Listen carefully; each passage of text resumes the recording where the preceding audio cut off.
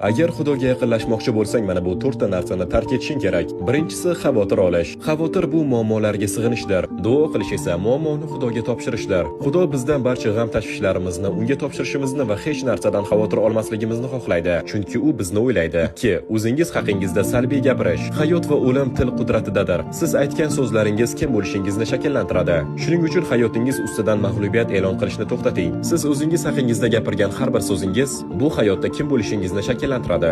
3. Qo'rquvni sizni boshqarishiga yo'l qo'ymang. Shayton yolg'on gapiradi. Xudo sizga qo'rquv ruhini bermagan. Qo'rquv va shubha bu dushman ekkan urug'lar. Ular sizni Xudo xohlagan inson bo'lishingizdan to'xtatish uchun xizmat qiladi. Bitta narsani yodda tuting. Xudo doimo yoningizda. Shunday ekan nimadan qo'rqyapsiz? 4. Odamlarga yoqishga urinishni to'xtating. Qarorlarni boshqalar nima deb o'ylashiga qarab qabul qilishni bas qiling. Siz Xudo bilan yurganingizda hamma ham siz bilan rozi bo'lmaydi. Chunki siz dunyoni emas, balki uning nazariga to'g'ri keladiganini tanlayapsiz. Shuning uchun odamlarga emas, Xudoga yoqishga e'tibor qarating. Agar videoni shu yergacha tomosha qilgan bo'lsangiz, kommentariyada bitta 100 raqam emojisini qoldirib keting va Luminex kanaliga obuna bo'ling.